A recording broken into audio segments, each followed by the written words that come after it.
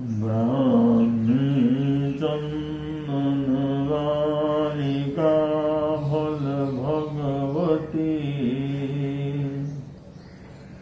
राजीमती द्रौपदी कौसल्या च मृगावती च सुलसा सीता सुभद्रा शिवा कुन्ती शीलवती नलस्य दयिता चूला प्रभावत्यकी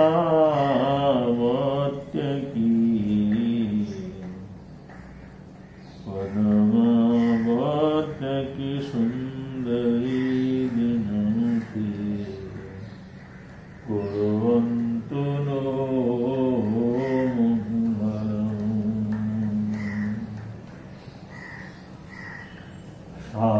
शास्त्राभ्यासो जिनपति स्तुति संगति सर्वदारी सप्तसाधु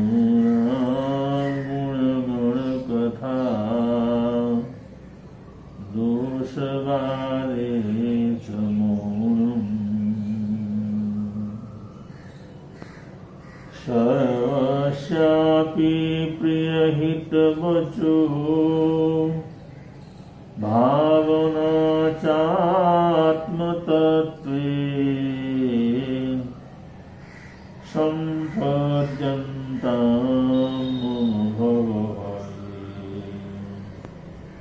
यावदेते अपवर्ग शान्ताकारं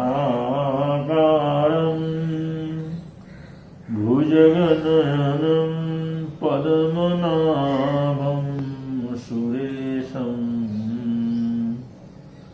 विद्याधारं गगनसदृशम् मेघवर्णसुगन्धम्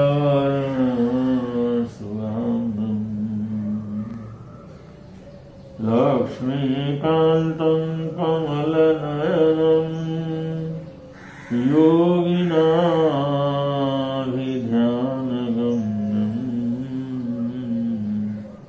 वन्दे विष्णु भवभयहरं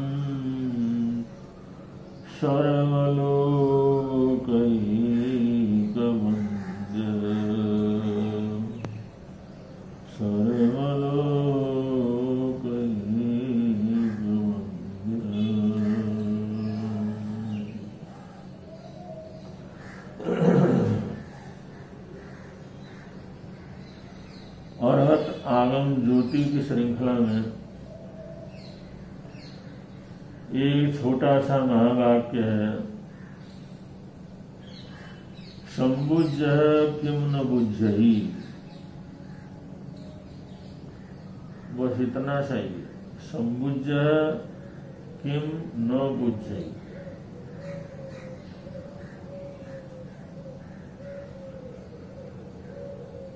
महापुरुष जो साधना करके सम्यक बोध, सम्यक ज्ञान, दर्शन को प्राप्त करते हैं,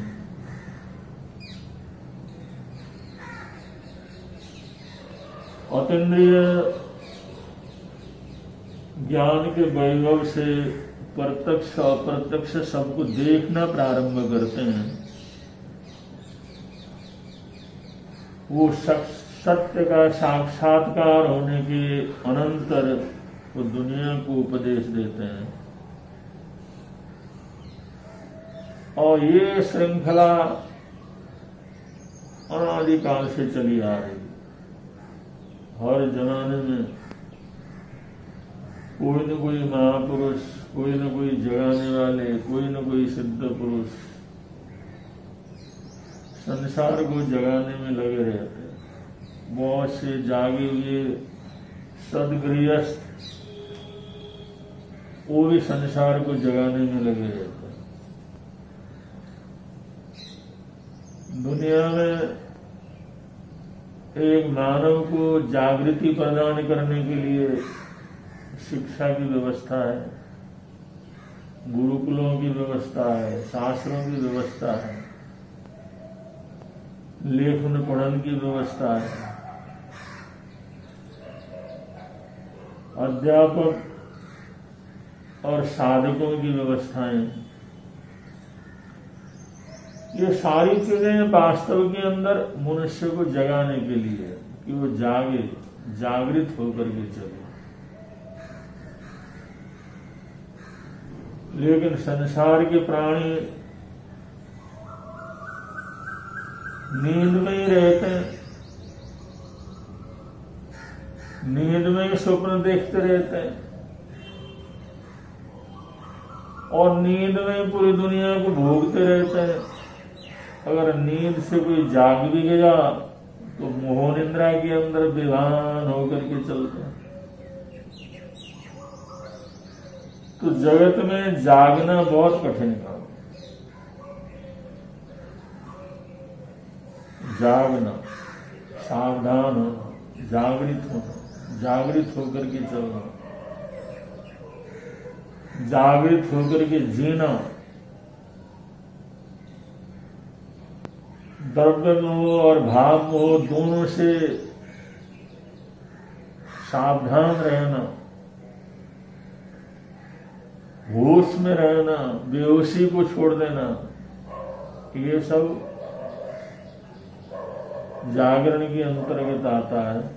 और उसके लिए संबुज्य शब्द का प्रयोग किया गया है।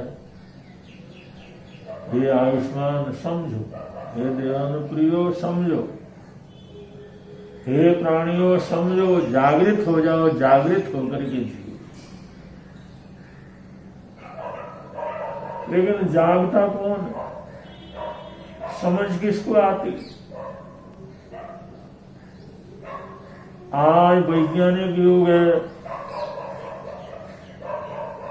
आज बड़ा प्रचार है, वे आदमी तर्क संगत रूप से ही जीता है, वैज्ञानिक युग के अंदर जीता है,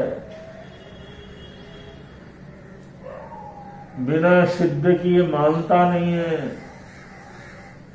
जब तक उसको तसल्ली न हो तब तक श्रद्धा नहीं होती है। सब लोग पढ़े लिखे हैं, आज किसी को बेवकूफ नहीं बनाया जा सकता।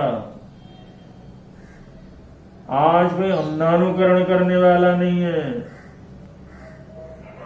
हम लोग विज्ञान के जगत के अंदर, विज्ञान की दुनिया के अंदर जीते हैं। अब ये सुनने कहने के लिए तो होता है, लेकिन आज भी इतना एजुकेटेड समाज होने के बावजूद इतनी नासमझी है, इतनी बेहोशी है और इतनी मूर्खता है। इस चीज को सोच करके बड़ा आश्चर्य होता है।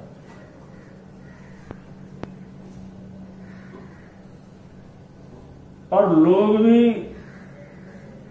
यहाँ पर झूठ है, मायाचारी है, दुर्भावना है, अन्याय और अत्याचार की पद्धति है, और उसके लिए ही बोलने वाले, सिखाने वाले लोग हैं और उसी के ऊपर भरोसा करके चलते हैं।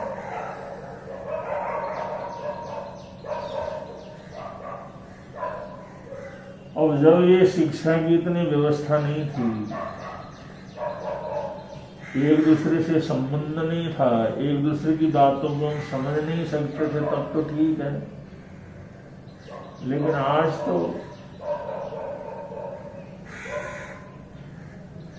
वैज्ञानिक शोध की बड़ी उच्च अवस्था है, बड़ा आधुनिकीकरण है, लेकिन आज भी आए दिन हम लोग देखते हैं कि बड़े से बड़े नेता, बड़े से बड़े विद्वान लोग, बड़े से बड़े वकील, बड़े से बड़े सीए, बड़े से बड़े पढ़े लिखे पंडित लोग जो डॉक्टर हैं, पीएचडी हैं, डिलीट हैं, बड़ी बड़ी उपाधियां जिनको जो है यूनिवर्सिटियों के द्वारा मिली हुई है, वो भी इतना झूठ बोलते हैं अपने स्वार्थ के लिए, अपने पक्ष के लिए, दूसरे को नीचा गिराने के लिए। इतना फरेब करते हैं, इतना झूठ बोलते हैं, और उस झूठ को सुनने वाले और उसको मानने वाले और उसके पीछे चलने वाले, उनकी भी कोई किसी संख्या की कमी नहीं। हम देखते हैं कोई सरकार वगैरह किसी तरह से सोच समझ करके कोई कानून बना लेती है, लेकिन उसके ऊपर कितना झूठ बोला जाता है, कितना अनर्गल बोला जाता है।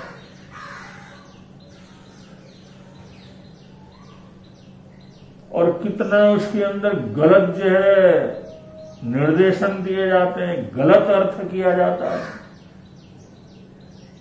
हमके इस युग को वैज्ञानिक व्यवस्था कह सकते हैं, या आज का लोग, आज का मानव, आज के लोग, आज के नेता, आज की पार्टी को चलाने वाले लोग, गद्दी के लिए भागने वाले लोग, राजनीतिक धरातल के ऊपर घूमने वाले लोग,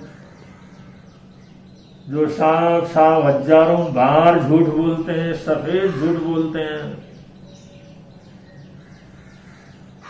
अब उनके पीछे चलने वाले भी कितने लोग रहते। कोई प्रश्न नहीं करता, कोई सोचता नहीं, किसी को उसके अंदर वैज्ञानिकता अवैज्ञानिकता का कोई जिज्ञासा पैदा नहीं होती। 2 मिनट के लिए आदमी सोचता नहीं, कल ये आदमी ये कहता था, आज ऐसा कह रहा है, कौन क्या सच है। अंधाधुन चलते रहते हैं।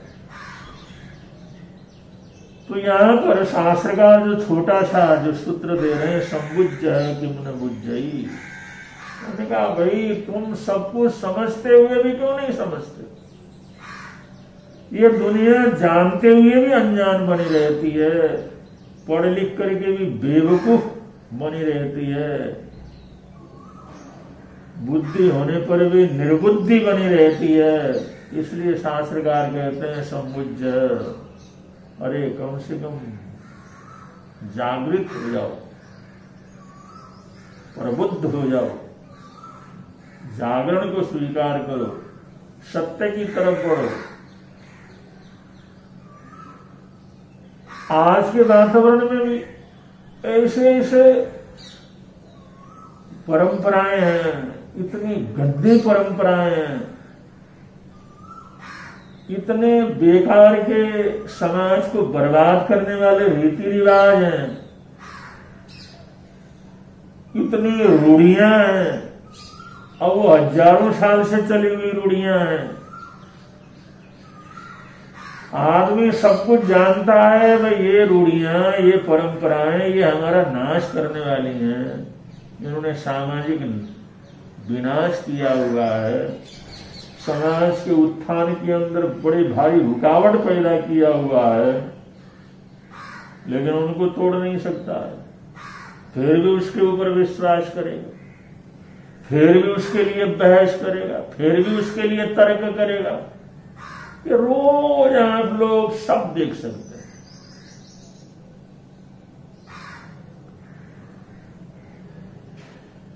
कि आदमी सब कुछ होने के बावजूद भी कैसे नींद में रहता, कैसे बेहोशी में रहता, क्योंकि मोह के नींद के अंदर ये मारा मारा फिरता रहता है। उसको 1000 बार ये पता लगा ये चीज गलत है, लेकिन वो गलत है ऐसा समझ नहीं पाता, उसको छोड़ नहीं पाता, उसके पक्ष में ही जो है बहस करता रहता है, उसके पक्ष में ही कार्य करता रहता है, और उसको दूर करने का प्रयत्न नहीं करता।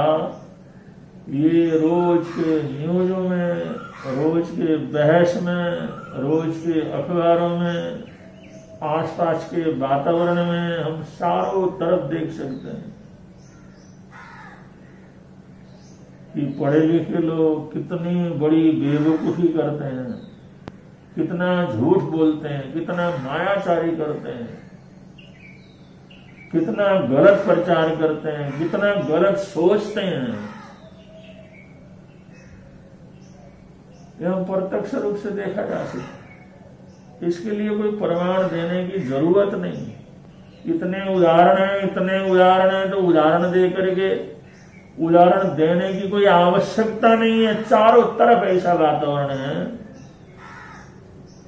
इसलिए शास्त्रकार यहाँ पर ये आह्वान करते हैं, सम्मुज्य है माने बोध को प्राप्त करो, सत्य का साक्षात करो, सत्य को स्वीकार करो, सत्य को जानो। और आज के वातावरण में ऐसी हालात है तो जो ये पढ़ाई लिखाई, ये आपसी संपर्क, ये कनेक्शन कुछ नहीं था उस समय, क्या कुछ होता हो। तो जागना इस दुनिया में बहुत कठिन काम।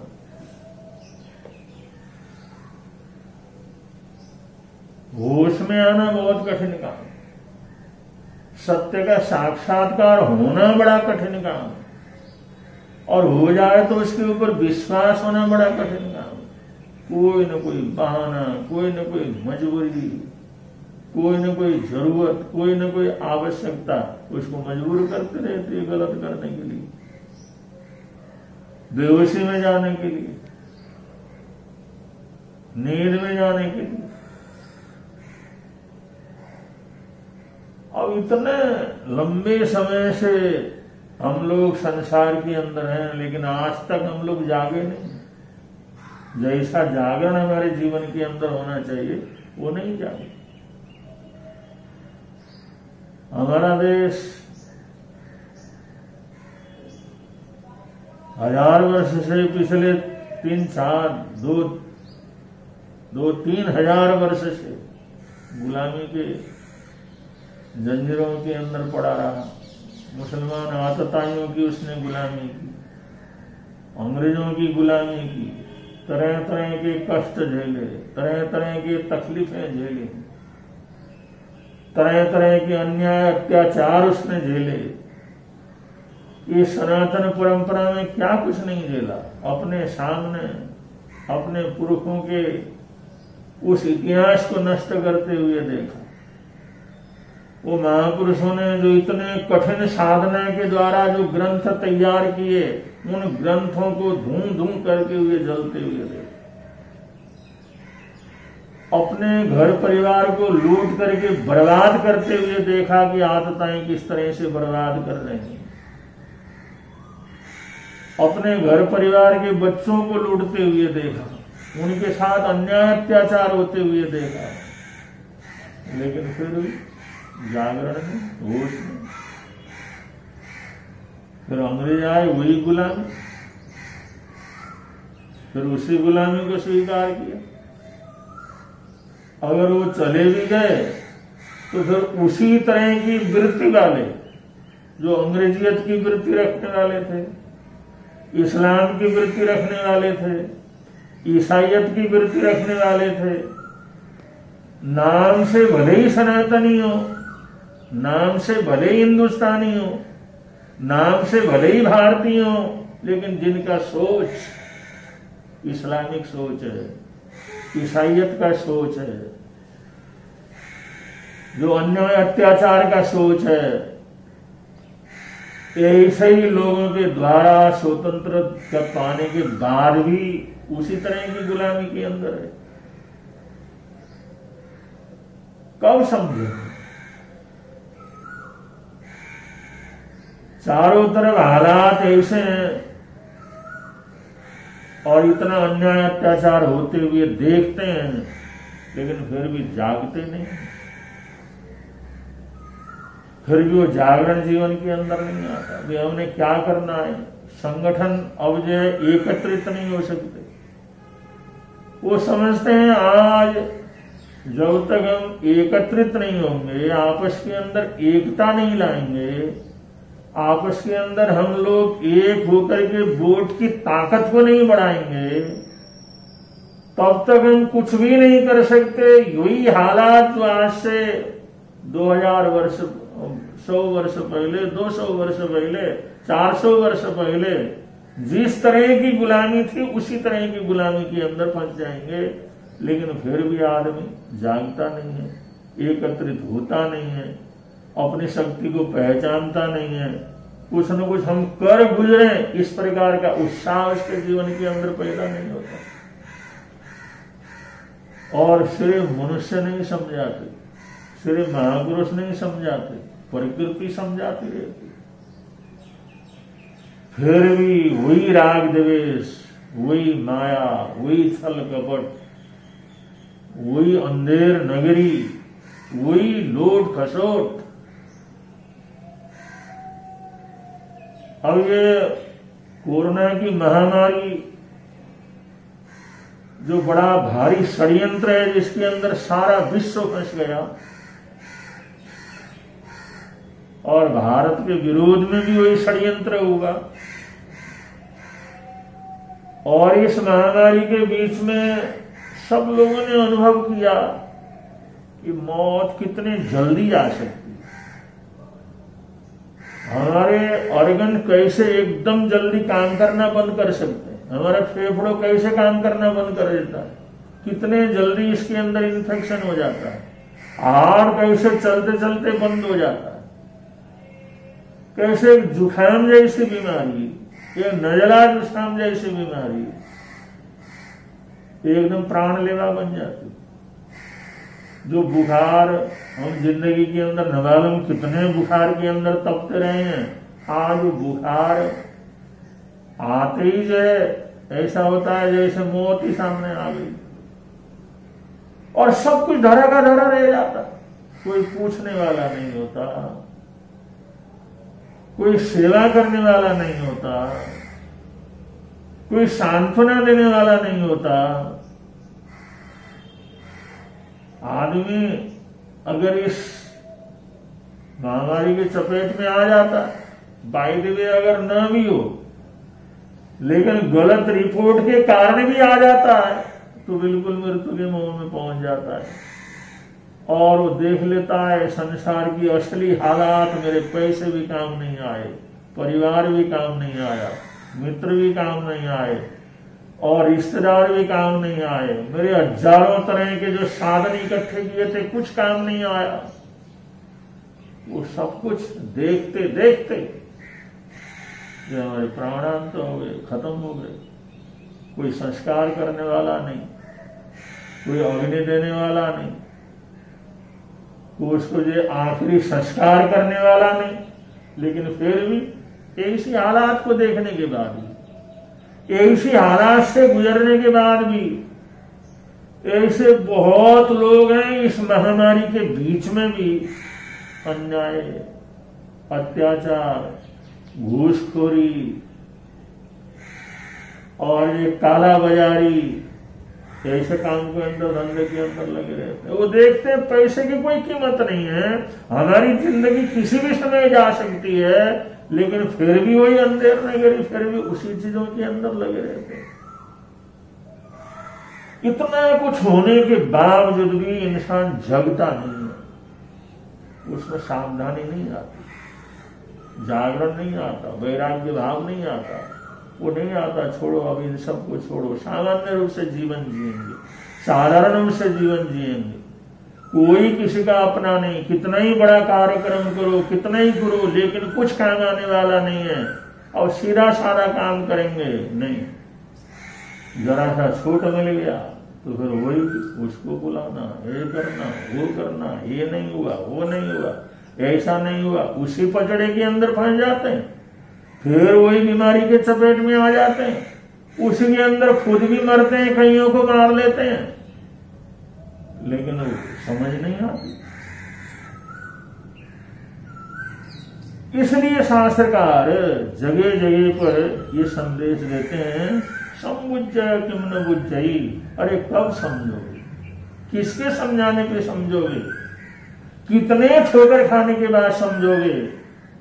ये दुनिया के अंदर ये कुछ तुमने देखा, इससे अपने आप को समझो, अपने आप को सावधान करो, जागो, इस मोह निंद्रा के अंदर, इस कसाई की निंद्रा के अंदर से आगे आ जाओ कि जीवन की सच्चाई को जो स्वीकार करो और जो जीवन की सच्चाई को स्वीकार करके जीने का प्रयत्न करो, ये शास्त्रकार इसके अंदर आह्वान करते हैं। लेकिन आज भी तो साधारण रूप से देखो, अगर रास्ते में एक गाड़ी लेने से पहले, ड्राइवरिंग करने से पहले अगले को सब सिखाया जाता है, भाई इस निशान का ये अर्थ है, इस निशान का ये अर्थ है, ऐसे ड्राइविंग करना चाहिए, उसकी ट्रेनिंग होती है, उसकी परीक्षा होती है, ट्रेनिंग में पास होता है, सब कुछ उसको पता रहता है कैसे ड्राइविंग करना है, कैसे गाड़ी को घुमाना है, कैसी कैसी स्थितियां आ सकती हैं। और उसके बावजूद जब गाड़ी लेकर के चलता है तो रास्ते के अंदर हजारों निशान वहां पर लगा रखे रहते हैं, लेकिन फिर भी एक्सीडेंट कर देता है, फिर भी ठोक देता है गाड़ी ले जाकर, फिर भी उसको पता नहीं रहता, फिर भी वो गलत तरीके से चलता है। इतना सावधान करने के बाद, इतने लाइट लगाने के बाद, इतने मार्गदर्शन के बाद, इतने इंगित होने के बावजूद फिर भी कुछ न कुछ गलती रोज एक नहीं हजारों लोग करते रहते हैं और हजारों लोग एक्सीडेंट के अंदर मर जाते हैं, सिर्फ सावधानी नहीं होने से। और जगह जगह लिखा भी रहता है, सावधानी हटी और दुर्घटना घटी, सावधानी हटी दुर्घटना घटी, सावधान सावधान, लेकिन फिर भी सावधान नहीं रहता। तो जागना, जागृत होना बहुत कठिन था, लेकिन एक बार अगर जागरण हो गया, एक बार आदमी समझ गया और एक बार उस मोह निद्रा से अगर वो होश में आ गया तो समझ लो, वो समझ लो उसके जीवन में एक अद्भुत परिवर्तन अवश्य क्या कर जाता है, आ जाता है। तो एक लेटेस्ट गाड़ी लेकर के जैसे जा रहा था एक आदमी, एक नौजवान, जाते जाते खड़ा से एक पत्थर आया और उसकी आज खरीदी हुई लाखों रुपए की गाड़ी, उस गाड़ी का कड़ाक से जैसे शीशा टूटा और खरोच डालता हुआ पत्थर आगे निकल गया।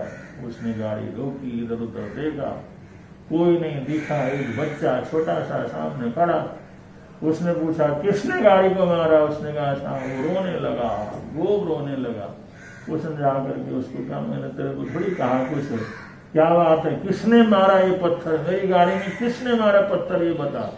उसको पुचकारा, वो और रोने लगा, लेकिन फिर और पुचकार करके पूछा तो मैंने नहीं मारा। उसको भरोसा नहीं हुआ, इतना छोटा बच्चा ऐसा पत्थर कैसे मार सकता, उन्हें क्यों मारा। उन्होंने कहा मैं अपने भैया को लेकर के जा रहा था, वो जो अपाहिज है वो गड्ढे में गिर गया और उसकी साइकिल मैं नहीं निकाल सकता, व्हील चेयर, वो गड्ढे में पड़ा हुआ है। मैंने बहुत कोशिश की हाथ दे करके चिल्ला करके रोकने की, लेकिन किसी ने गाड़ी नहीं रोकी और मेरे को गुस्सा आया और मैंने पत्थर उठा करके वो फेंका तो आंख की गाड़ी के ऊपर वो पड़ गया और ऐसा करके रोने लगा। तो उनके कहा है तेरा भाई सर, जिस समय गया तो देखा तो गड्ढे में पड़ा हुआ था, व्हील चेयर फंसी हुई थी, उसको निकलवाया, उसके जो कपड़े वगैरह जो झाड़ झुल लिए उसको ठीक किया, उसको बैठा करके वहां से रवाना किया। और रवाना किया, वो देखने लगा, देखो दुनिया के अंदर एक छोटा सा बच्चा, आज इतना संपन्नता है, इतना सब कुछ है, इतने लोग जाते हैं, इतने अच्छे अच्छे रोड बने हुए हैं, लेकिन एक छोटा सा बच्चा अगर सहयोग के लिए अगर चिल्लाता है तो उसको सहयोग देने वाला कोई नहीं है। तो गाड़ी लेकर के वो जिस समय गैरेज में गया, उसने कहा भाई इसको तो ठीक कर देना, लेकिन इसके अंदर जो खरोच लगी हुई है इस खरोच को ऐसे रहने देना। गैरेज वाले ने कहा साहब आपकी इतनी महंगी गाड़ी है, हम ठीक कर देते हैं, इस खरोच को हम ये पूरा कर देते, तो नहीं ये खरोच को ऐसे रखना। उन्होंने पूछा भाई ऐसा हम क्यों कर रहे हैं? उन्होंने कहा भाई ये खरोच देखने से मेरे को ये पता लगता रहेगा, ये जागरण बना रहेगा कि हो सकता है कोई आसपास से कोई मेरी सहायता के लिए चिल्ला रहा हो, उसकी आवाज सुन सकूं, इसलिए थोड़ा सा गाड़ी धीरे चलाने की एक जो है शिक्षा मेरे को मिलती रहे, जिससे कि वे आसपास में किसी को जरूरत हो, कोई चिल्ला रहा हो, किसी को सहयोग की जरूरत हो तो हम उसका सहयोग कर सकें। ये मेरा ध्यान में रहे, ये मेरा जागरण बना रहे, मैं होश में बना रह सकूं, इसलिए इसके ऊपर लगे हुए इस खरोच को तूने दूर क्या करना नहीं करना, इसको ऐसे रहने देना, ये जागरण। कभी कभी इंसान एक घटना से जाग जाता है, एक उपदेश से जाग जाता है, एक संदेश से जाग जाता है, और कभी कभी मरणांतिक कष्टों से निकलता है, फिर भी उसकी जागरण क्या करती, जागता नहीं है, होश में आता नहीं है। लेकिन सुखी वही होते हैं जो होश में आते हैं। दूसरे को समाधान वही देख सकते हैं जो होश में हो, दूसरे को मार्गदर्शन वही देख सकते हैं, दे सकते हैं जो जागे हुए हो, होश में हो। ज्ञान का प्रकाश वही देख सकते हैं जो जीवन के अंदर जागरण हो, होश हो, अच्छी समझ हो। अगर ये होश नहीं है, समझ नहीं है, विवेक नहीं है, ज्ञान नहीं है, तो ऐसा व्यक्ति न तो अपना ही भला कर सकता है, न किसी दूसरे का भला कर सकता है। इसलिए जागना, होश में आना, समझदार होना, ये बहुत बड़ी जरूरत है। इस जरूरत को हम पूरा करें तो यहाँ भी आनंद में रहेंगे, प्रभु के अंदर भी आनंद में रहेंगे। इन्हीं मंगल कामनाओं के साथ आज के वक्तव्य को विराम देते हैं। बोलिए भगवान महावीर स्वामी की जय।